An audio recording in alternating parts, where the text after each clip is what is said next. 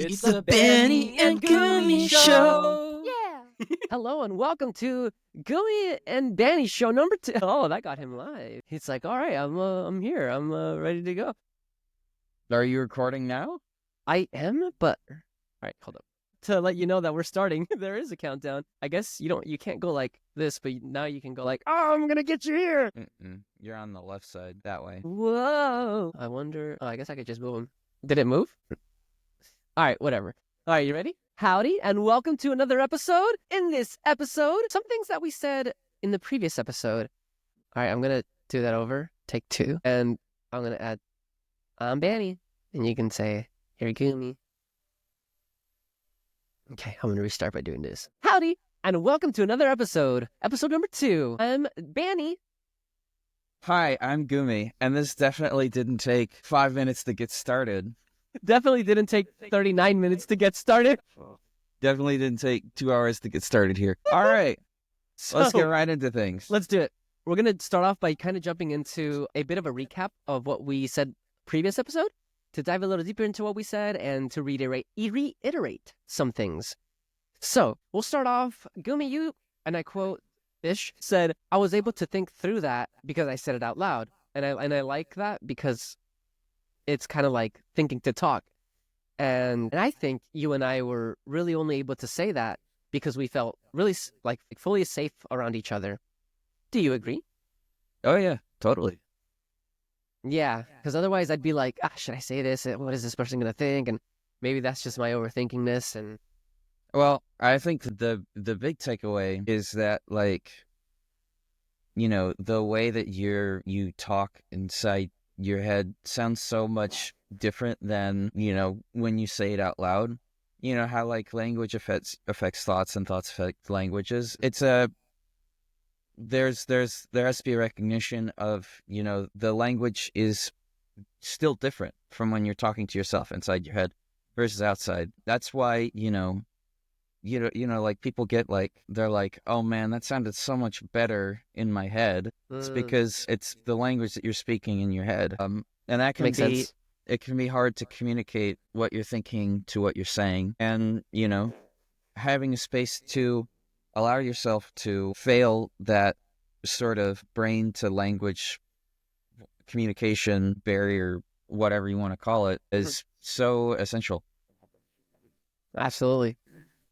Well said. So I want to hand it over to you now because you wanted to expand on what it means to get stuck in these thought loops. So can you quickly kind of redefine or define again what thought loops are in your definition, in your own words? Well, I mean, I actually didn't want to speak to exactly like thought loops in general. I think that, like, well, I mean, you could call them thought loops, but, you know, there might be a particular thought that loops in your head. I like to refer to them as ruts when you get in a rut, like when someone says, I'm kind of in a rut right now, that kind of thing. Yeah. Well, yeah. Do you know what a rut is? I don't know if I've ever looked it up. I can kind of like guess what it is. So a rut is a long, deep track made by the repeated passage of the wheels of a vehicle. A habit or pattern of behavior that has become dull and unproductive but is hard to change. Those are the definitions from the Oxford languages. I just did a quick Google search there. And I like this imagery more because thoughts are kind of like neural pathways, and those pathways that we get into these ruts. The more that we think a thought, the more that a rut is made when we think these thoughts. And so that's kind of like what a thought loop is in sort of a sense. So sometimes those thoughts can be limiting beliefs, right? Something that doesn't serve us, doesn't help us get anywhere. But you believe so dearly that it does. Well, it could, or it could just be something that is just not helpful at all. And it could be anything. It could be any particular thought that you're having. This is something that you have to, like, analyze yourself. And so this repeated pattern, in order to break it, I wanted to talk about the different methods of breaking it. And because like I feel like this is something that, you know, gets discussed about, where you know, okay, well, I'm able to recognize this. Like I'm able to, like, I know, like I can see it. There it is right there. It's in my head. I know what we're talking about. Yeah. There you go. Where? We all have them. But how do we break free? Well, any good pathfinder, you're going to have to find your pathway out of this rut. So first, recognizing when you start to go into those ruts, and then learning how to break out of that. So how do we do the pathfinding? Here's my method. Literally have a conversation with literally anything outside. Have it outside of you. So I'm gonna take this little guy for example. How you doing? You know, I'm not doing too good today. Kind of in a. Oh, nice. it could literally be anything. And you know what's crazy? Is Yeah. that like, I mean, no. I Tell think me you do what's know what's crazy. crazy. I don't. Okay. All right. Well, then I'll just tell you then. It's that like really smart computer engineers do this method when they're having a problem. But they're just like, I'm having this issue with this bit of code. And so what they'll do is they'll describe this problem to their thing on their desk, whatever it may be. This is Snappy. This was a gift. Snappy. What's up, Snappy? Snappy shares my birthday.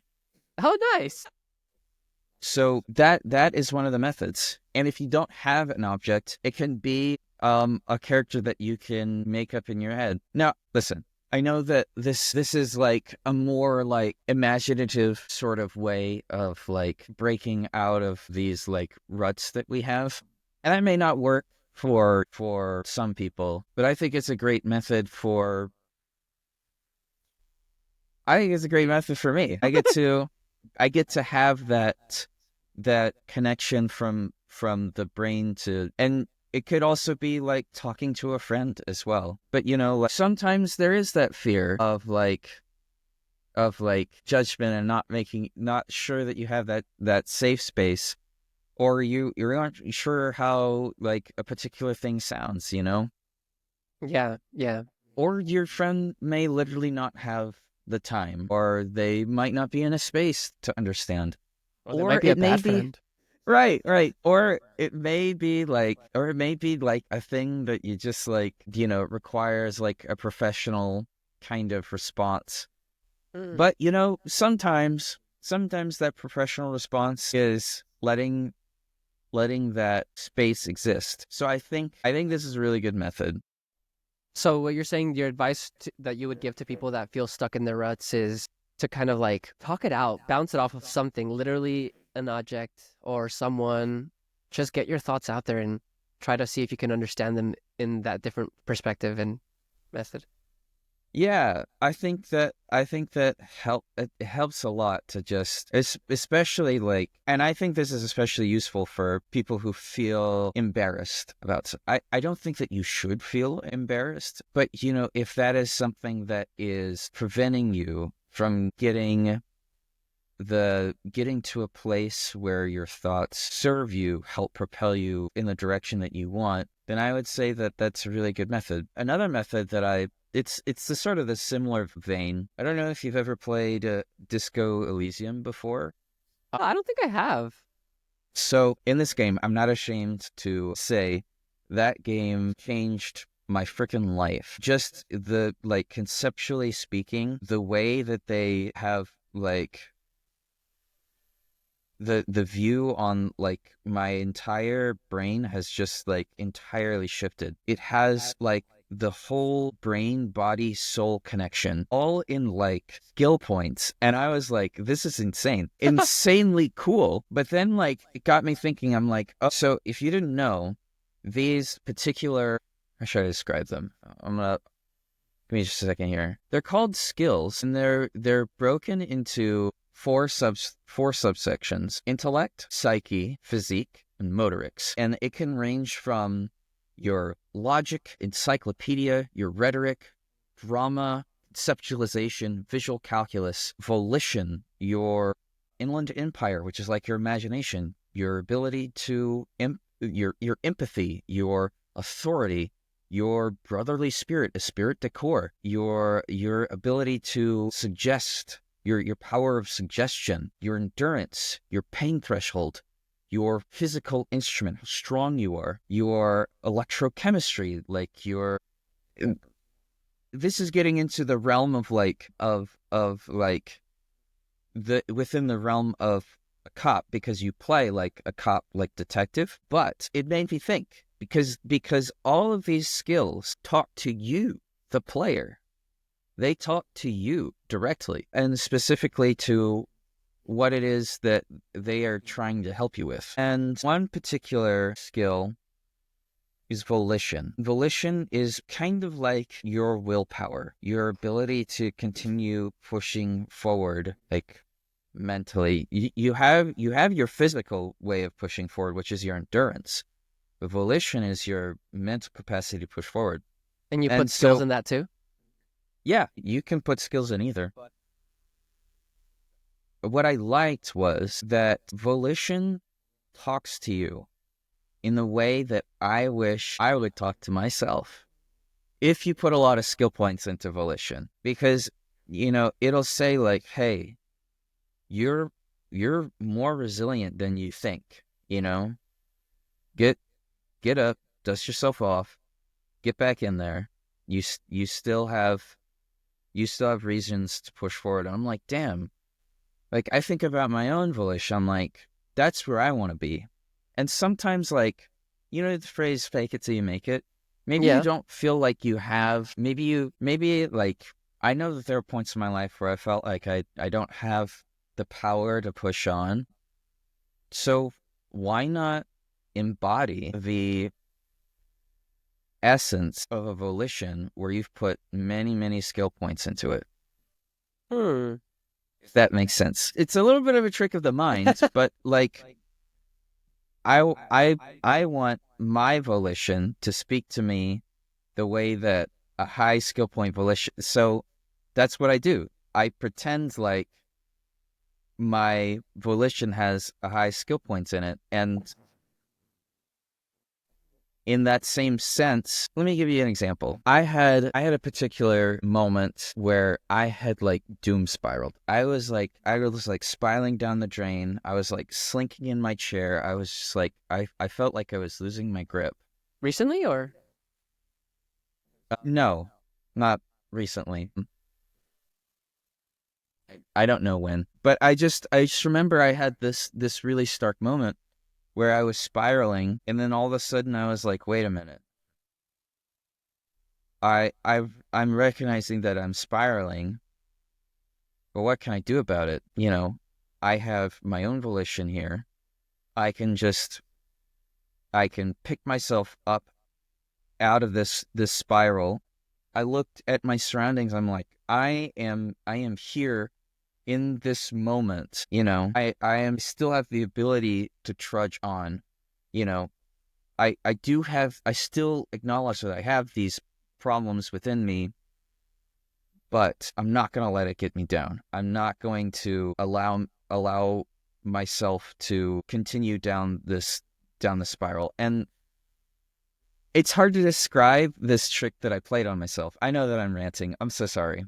You're fine. I'm just trying to listen. But that's literally all it is. You're re-tricking your mind into something else. You've already tricked your mind to believing these thoughts that you don't want. Why not re-trick your mind into the thoughts that you do want? You know? I think that's, yeah. Right? I wonder if that's kind of like what you kind of have to do, or at least give it a good freaking attempt. Like if you're like, God, like what the hell do I do? And then, well, maybe you could try tricking your mind. So the main thing I got from that rant was like faking it till you're making it with a lot of detail, like oriented into the like, what if you were a character in this game of life and you can control your own skill points? What would you act like if your skill points were in high volition or high confidence or high this and high that? Yeah. And I actually don't like the phrase fake it till you make it, because that implies that you have to fake everything. What would you say instead? Live a different truth. Live a Live a different truth. different truth. Okay. Because, different you truth. know, like, what goes on in your head is what goes on in your head, right? You know, it's all just, it's a lot of like imagination. It's a lot of like, it's a different sort of. Ignore that. I was Anyway, but to the point that like I was trying to get at, like I really wanted to talk about like the different methods of getting out of these ruts. So Okay. I wanted to ask you, like, how do you get out of your own ruts? How do you break your limiting belief? Dude, that's something I struggle with so much too, to this day. Something that's been helping is the fire breathing, because I've Fire breathing. yeah, what I did on the couch before our first podcast, where I interviewed you, the quick succession in breath, and it kind of sounded like what'd you say? I don't remember what I said about that. Oh, what did you say? It was a little funny, but so like what that does, I actually haven't done it today, and I think I can feel it. I can feel it a bit. Is like it takes all of this like kind of like anxiety or emotion, whether it's anger, whether it's fear, whether it's whatever, and it lets me catch the wave a lot easier, if that makes sense. Catch the wave. Yeah, Please explain. like if the emotions were like tidal waves and they just like you feel them and you feel them really intensely, and like the tidal wave just caught you off guard sometimes. If you were surfing, Yeah, I know then exactly what you mean. yeah, Don't stand against the tidal wave. Go with yeah, the flow. exactly. Go with the flow of the emotions. And so it lets me catch it a lot easier, and it lets me go like feeling an emotion, and I either need to like walk away or feel it and then speak. But to answer your question, when I get into these ruts, it's kind of tough because I don't realize I have to realize that I'm in a rut in order to do Oh it. yeah. If Oh yeah. not, I'm like I'm right, I'm stuck in it. And it's either like somebody pointing it out, and I think that's a sign of a good friend, or me having the self-awareness to be like, oh yeah, that's something that I'm feeling right now. And I think I'm pretty self-aware. I've been told that before, and I would agree with the people that have said that I'm pretty self-aware, because I'm like, oh, wait, I think this is what I'm feeling in this moment, and like I think that's why I said it that way. I'm sorry if it came off that way. And they're like, oh wow, yeah, kind of did. Well, thanks for saying that. Mhm. But dude, I don't think I can say in this moment. I'd have to really think about it, like how I personally would get out of a rut. Let me define rut again. A long, deep track made by a repeated passage of the wheels. It's kind of like something going insane, right? Like repeated thinking that it's going to Well, change, but it's not. yeah, I mean like but like there are some good ruts, right? There are some really good ruts that you want to be in, but Are then you like at saying the that in the place of the word habit? yeah, all yeah, pretty much. They're kind of like I kind of think like to think of them as mantras. Mm-hmm. Um, you know how my mantra for our Monday night D&D is good thing that I'm really good at this skill, Yeah, even though that you know my character isn't particularly not. yeah. It is an acknowledgement that whatever I like, what I roll is completely luck based, and whatever that is going to come about because of that roll is like purely and entirely going to inform the story, you know? Like, Mm. you know, no, like, I get that some people, like, like some characters go into it and they know that they're going to be bad at a particular thing, but they're about to do it. And, you know, Stony may not have the confidence to climb up a rope. But he's got to do it, and so he's Yeah. gonna try his best. And it's also a way to like mitigate that frustration you feel when you get a bad roll. It's like a tongue-in-cheek type thing. Those so like mantras like those sort of like help and underline. That wasn't exactly the greatest example. A better example would be like you look at yourself in the mirror and you say like, I look damn good today. I am strong. I'm a great person. Those kinds of things. Affirmations. Affirmations. Yeah. Affirmations. Affirmations. We hope to become those ruts that you have. Yeah. So how do you get out of your ruts? What are like some of the techniques you wanted to share?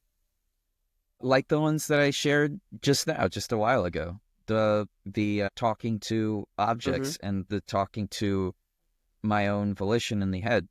You have to carve out a different path. Like you are in the rut. Now it's time to find a new neural pathway. So one way, again, I'm pulling a lot of this from Dr. Bill Crawford. So once you recognize you're in a rut, you have to start breaking down why you're having these thoughts. And so this is where coming and talking to the object, like I had this problem, like, hey, like I have this problem, I'm in a rut. I don't know where it began, but I've started, I started thinking these things like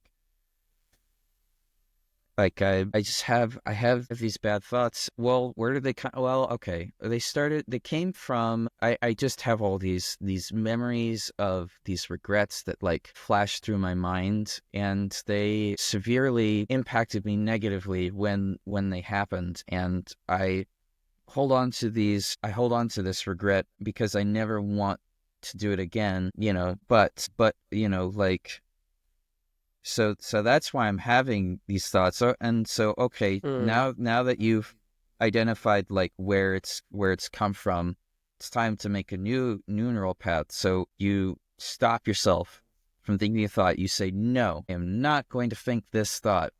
Instead, I'm going to turn it on its head. I no longer feel like I am such a cringy or selfish narcissistic person. I am someone who fights for myself.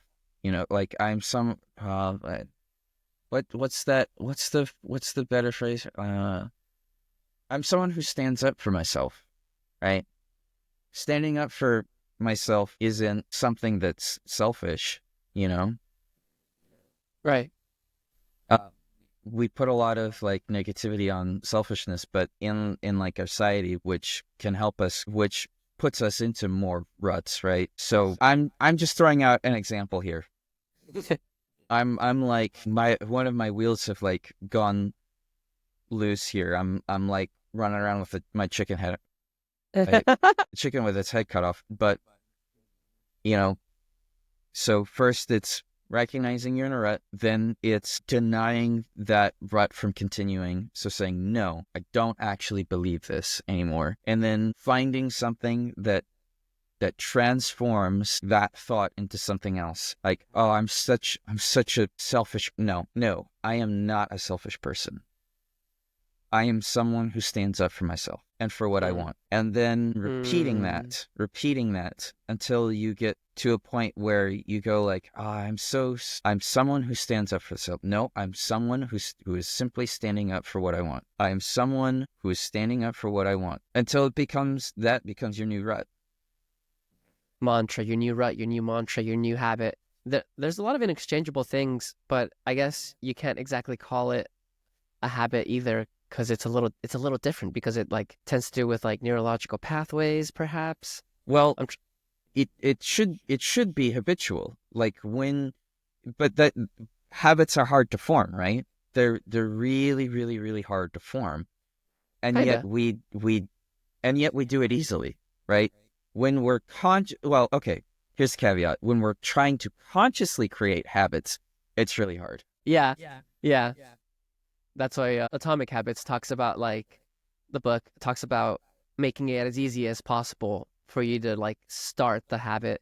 If you're wanting to run 20 minutes a day, don't start by running 20 minutes a day. Start by putting on your shoes and call it a day. Or you know. Speaking of working out, Oh yeah. you ready to move on to the workout section? I think actually, well, as much as I really want to, I have about 10, 15 minutes before. I guess we can try to knock out as much as possible.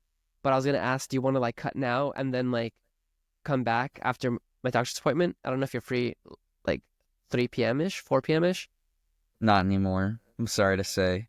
All good, all good. All right, let's just see how much we can knock out with yeah, let's speaking of working out, let's do it. I think this will go by faster because All right. it's all just like facts and like what I know. All right, cool. So this next part of this show, we've been both really into Gumi a lot. Started a lot. Okay, I'll just not say anything and just start with the questions. So the next topic is working out, specifically our own experiences with it. So Gumi, when did you get started with lifting weights? And I'll say mine after. So I didn't start with lifting weights. We lived together. You Yeah. remember? I do. I started with Ring Fit Adventure. That's what I started with. That's right. See, like I wanted so badly to be able to be someone that like worked out and lost weight and gained muscle. I had no roadmap whatsoever. I was just like, I don't know how this works. I just want to go and not have to think about it. And I tried and failed many times. So I went like maybe like 4 or 5 times. I tried many different things. I tried lifting weights, I tried running, I tried a personal trainer, and all they wanted was more of my money. So I said, fuck it. Are you gonna have to bleep that out? I said, frig it. And I got Ring Fit Adventure because I thought it was cool. And I did that. And I had a lot of fun. I had a lot of fun playing it. And I lost weight and I felt good. And then a friend of mine handed me a book called The Max Muscle Plan. Ooh, wait, which friend handed you the book? Cole? No, I don't want to say his name. Okay. I'll just say his name was Jack. Jack handed me this book, and he's just like, hey, I think this will really help out what you want. And I said, cool. And I didn't read the book for an entire year. Wow, that sounds very familiar. And then I was just like, you know what? I actually do want to gain muscle. And I started to read the book, and I was like, wait a second. This is actually fire. And then I was just like, there's so much science to this. I never realized so much science was. And then I tried it around like 2021, 2022.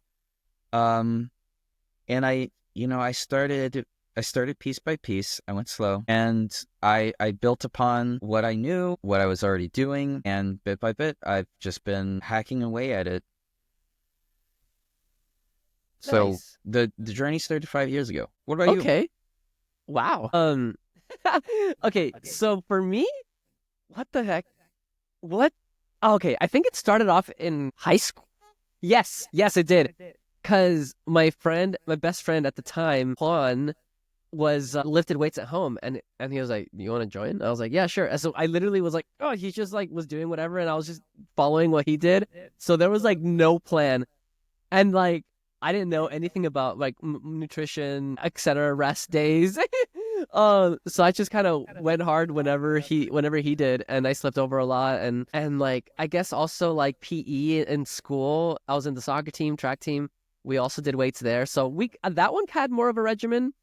But I was like 93 pounds in high school, so there wasn't much. I was just like trying to focus on gaining weight, but like at the time I was like, I want to gain muscle and weight, so I should work out.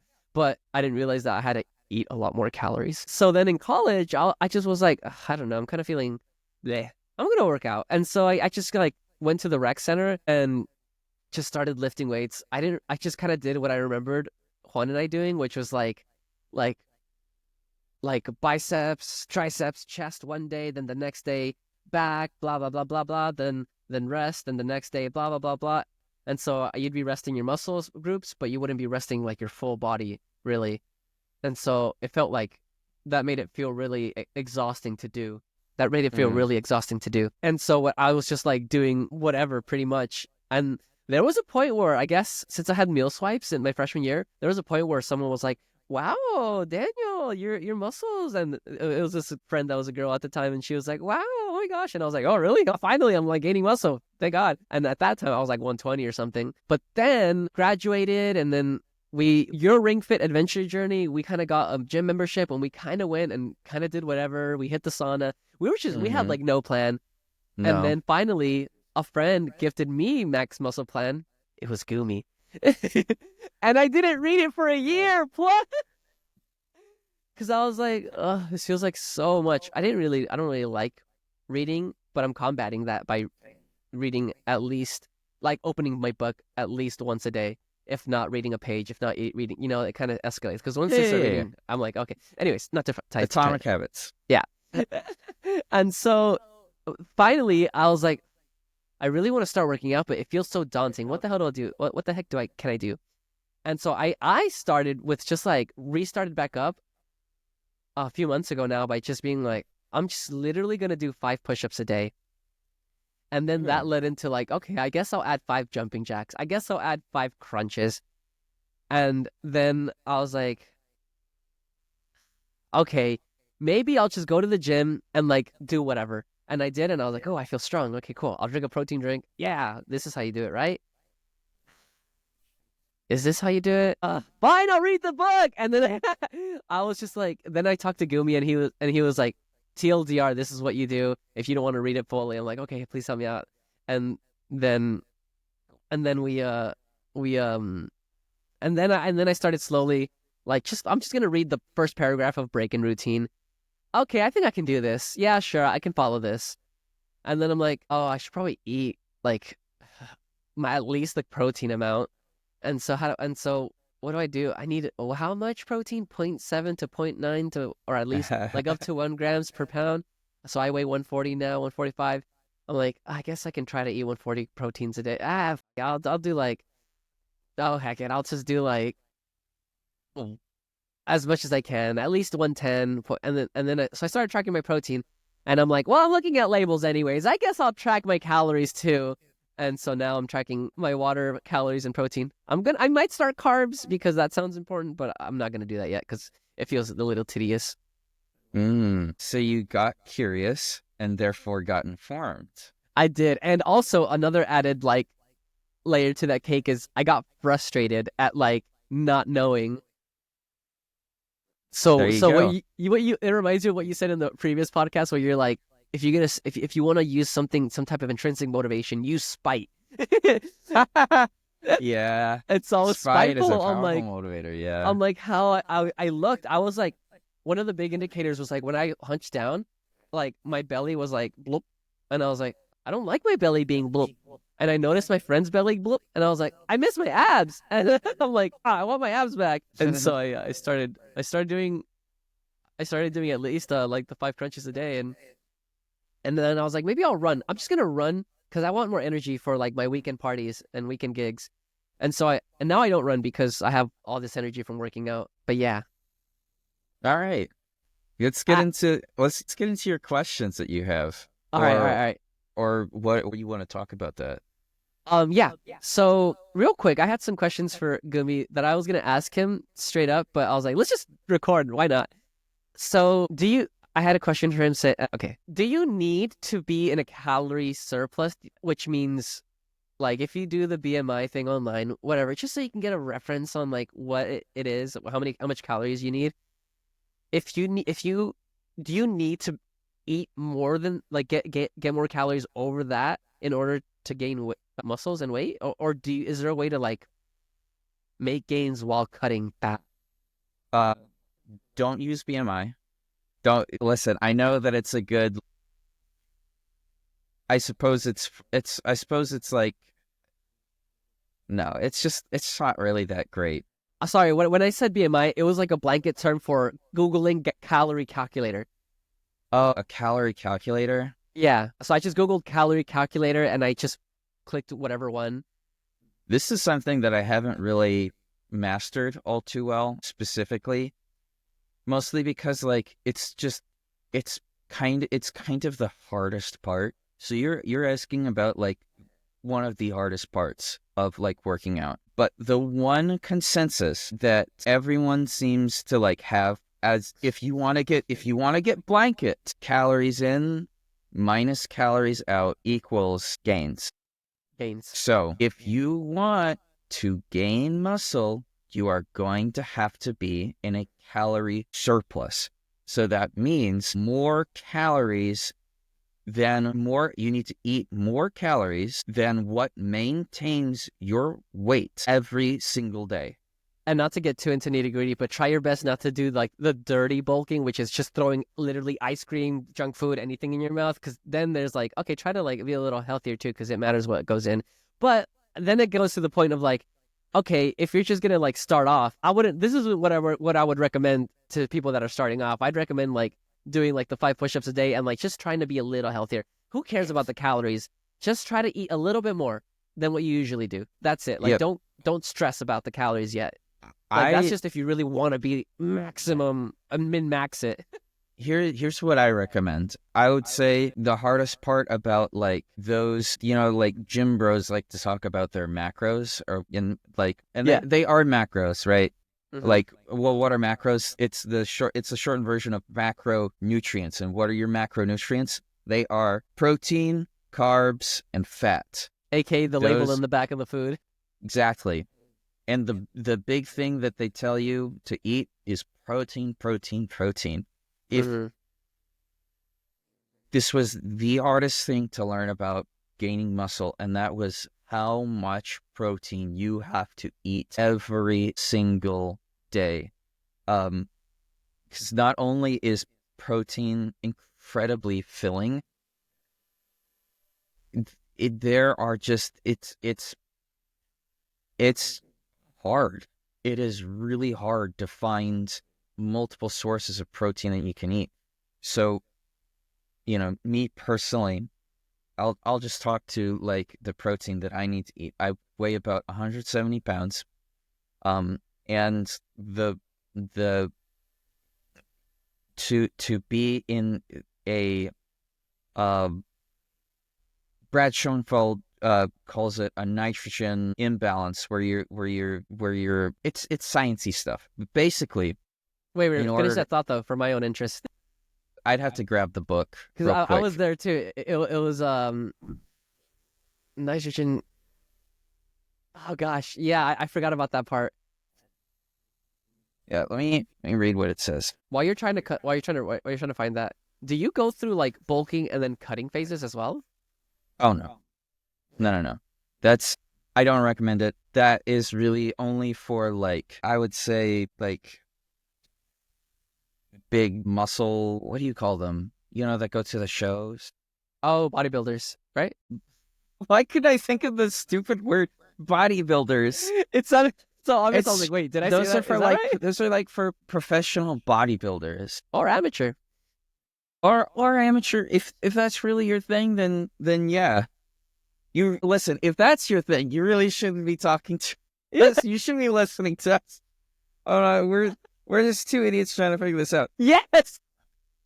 Okay, this is what it said. Protein status in the body is determined by nitrogen balance. A negative nitrogen balance means that your body is breaking down proteins at a greater rate than it is synthesizing them.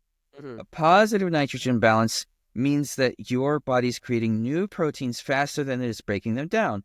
And a stable nitrogen balance means that protein degradation and protein synthesis are in equilibrium.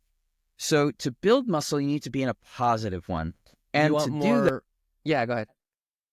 do that, you need to consume protein in what he says in excess of losses. Can you promote anabolism, and enhance lean muscle development? So you have to eat what he says 0.7 to 0.9 grams per pound of body weight that you have. So I have 170 pounds on my body. So let's see here. 170 times 0.8 is 136 grams. So that's middle of the road. 136 grams of protein a day. Reachable. So I'm just going to look up over here on the side. How much protein is in an egg? How much protein is in an egg? It's 6. 6 grams of Okay, so let's. You could have asked me. I let's- memorized it now. It's 70 calories, 6 grams of protein. So 100 by 6 equals 22. 22 eggs every single day. The equivalent of 22 eggs every. Or you could grab a gallon of egg whites and just chug it. That's about 100 grams. So you know the song in Beauty and the Beast where like Gaston is like, I'm eating like how's the lyric go? I don't know that one actually. And now I eat 5 dozen eggs. 5 dozen eggs. So I'm roughly the size of a birch, or what have you. He wasn't kidding. He wasn't kidding. He's big. I have to eat roughly 2 dozen eggs. And I'm not even half the size of Gaston. Well, Gaston is a fictional character, but if he was here, he'd be pretty. But that's just to like put it into perspective. Anyway, continue. I've gone off the deep end here, but I just wanted to. This is every day, like every day. Even starting off. So that's the hardest part. This is the hardest part. It's the hardest part. If you are someone who is completely obsessed, I would say good for you. And to start NBA here? and to start with that.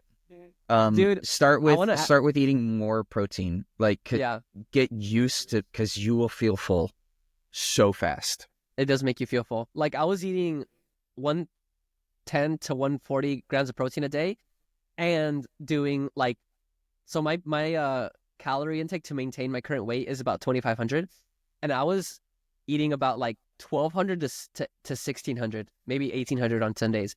So I was feeling pretty hungry towards the end of the nights, but I was just like I started off at 148, and then while starting on in the break-in phase, and I ended up like 144.